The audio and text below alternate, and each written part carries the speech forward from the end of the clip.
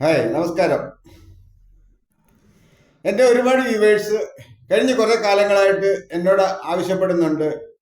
അരണ, അതെ, പൊതുവെ കേരളത്തിൽ അരണ എന്ന് തന്നെയാണ് അറിയപ്പെടുന്നത്. മറ്റു സ്ഥലങ്ങളിൽ എന്തെങ്കിലും വേറെ പേരുണ്ടോ എന്ന് എനിക്കറിയില്ല. അരണ എന്നറിയപ്പെടുന്ന ജീവി ഇത് വിഷമുക്തമാണോ എന്നാണ് പലർക്കും അറിയേണ്ട വിഷയം. അരണ തീർത്തും ഉപദ്രവകാരിയായിട്ട് ഉപദ്രവകാരിയാണ്. രണ്ടായിട്ട് പറയുമ്പോൾ തെറ്റിപ്പോകുന്നത് നിങ്ങൾക്ക് തോന്നരുത്. നിരുപദ്രവകാരിയായ ഈ ജീവി മാരകമായ വിഷം ഉള്ളിൽ കൊണ്ടു നടക്കുന്ന ഒരു ജന്തുവാണ്. അതിന് ഉദാഹരണം കൂടി ഞാൻ പറയാം. അതിനു മുൻപ് നമ്മൾ കാണുമ്പോൾ നമ്മളുടെ കഥകളിൽ, നാടോടി കഥകളിൽ ഒക്കെ അരണ കടിക്കാൻ വരുന്നുണ്ട്, മറന്നുപോയി, അതുകൊണ്ട് കടിച്ചില്ല എന്നൊക്കെ ഒരുപാട് അന്ധവിശ്വാസങ്ങൾ നമ്മളെ പറഞ്ഞ് പഠിപ്പിച്ചിട്ടുണ്ട്. പൊതുവെ അരണ ആരെങ്കിലും കടിച്ച് ഞാൻ ഇതുവരെ കേട്ടിട്ടില്ല. പിന്നെ അരണ കടിക്കാൻ വരുന്നുണ്ട് മറന്നു പോകുന്നത്, ഞാൻ ഇതിലൊരു ഫോട്ടോ ആഡ് ചെയ്തിട്ടുണ്ട്. ആ ഫോട്ടോയിൽ കാണുന്ന അരണ ഞാൻ ചെന്ന ഉടനെ അത് ഓടിപ്പോവുകയാണ് ചെയ്തത്. അതെന്നെ കടിക്കാനൊന്നും വന്നില്ല. അപ്പം അരണ എന്ന് പറയുന്ന നമ്മളുടെ ഒരു താരതമ്യം ചെയ്ത് കഴിഞ്ഞാൽ നമ്മളുടെ മത്തി, ചാള എന്നൊക്കെ പറയും. ചാള എന്ന് പറയുമ്പോൾ വേറെ മീനായിട്ടാണ് ഞങ്ങൾ പറയുന്നത്. മത്തി ആണ് ശരിക്കുള്ള പേര്. നാടൻ മത്തി എന്ന് പറയും. ആ ഒറിജിനൽ നാടൻ മത്തിയുടെ അതേ ലുക്കും അതേ രൂപസാദൃശ്യങ്ങളുമാണ് ഈ അരണയ്ക്കുള്ളത്. ഇതിൽ മാരകമായ വിഷമുണ്ടെന്ന് പറയാൻ നിങ്ങൾക്ക് ബോധ്യമാകുന്ന ഒരു കഥ ഞാൻ പറയാം. എൻ്റെ നാട്ടിൽ ഏകദേശം 55-57 വർഷം മുമ്പ് നടന്നൊരു കഥയാണ്. എൻ്റെ നാട്ടുകാർക്കൊക്കെ അറിയാം. ന്യൂ ജനറേഷൻ അറിയോ ഇല്ലയോ എന്ന് എനിക്കറിയില്ല. ബാക്കി എല്ലാവർക്കും അറിയാം. ഒരു തൊഴിലാളി കുടുംബം, അക്കാലത്ത് അന്തിച്ചന്തകളായിരുന്നു കൂടുതൽ ഉണ്ടായിരുന്നത്. അന്തിച്ചന്തയിൽ നിന്ന് വൈകിട്ട് മീൻ വാങ്ങിക്കൊണ്ട് വന്ന് 2 പാത്രത്തിലായിട്ട് ഇത് പറ്റിച്ച് വെക്കുക എന്ന് പറയും. തേങ്ങയൊക്കെ ഇട്ട് വെക്കുന്നതിനെയാണ് ഞങ്ങളുടെ നാട്ടിൽ പറ്റിച്ച് വെക്കാന്ന് പറയുന്നത്. വെള്ളം തീരെ ഇല്ലാതെ പറ്റിച്ച് വെച്ചേക്കും. അത് കൂടുതൽ സമയം ഇരിക്കും, അതുകൊണ്ടാണ് ടേസ്റ്റുമാണ്, കഴിക്കാനൊക്കെ സുഖമാണ്.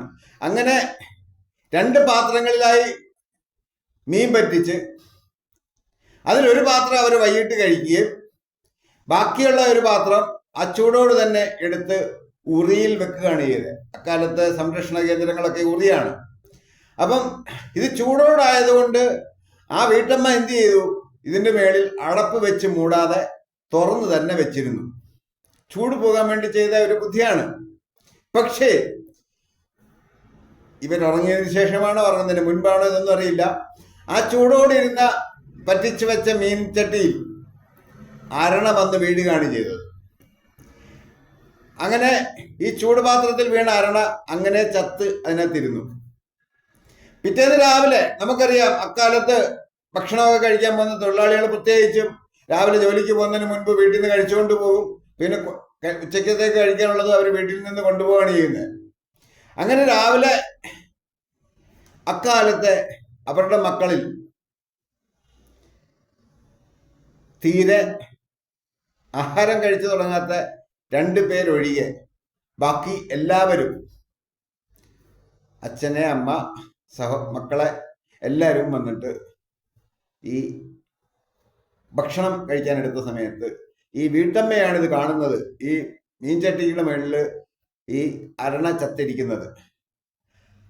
അക്കാലത്തെ അറിവിന്റെ കുറവ് കൊണ്ടോ അതല്ലെങ്കിൽ അവരുടെ നിസ്സഹായ അവസ്ഥ കൊണ്ടോ ഒക്കെ ആയിരിക്കാം വീട്ടമ്മ ഈ ചത്തിരുന്ന അരണയെടുത്ത് വെളിയിൽ കളഞ്ഞിട്ട് ബാക്കിയുള്ളത് ഈ ഭക്ഷണം കഴിക്കാൻ പ്രാപ്തിയായ യോഗ്യരായവരെല്ലാം കൂടെ കൂടി വീതം വെച്ച് കഴിച്ചു.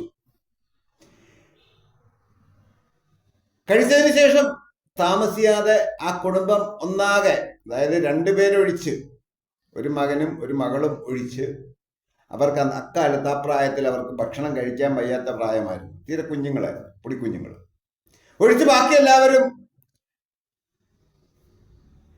വനിഷായി പോയി, മരണപ്പെട്ടു പോയി. അത് അക്കാലത്തെ നമ്മളുടെ കേരള ചരിത്രത്തിലെ രേഖപ്പെടുത്തപ്പെട്ട വലിയൊരു കഥയാണ്, ചരിത്രമാണ്.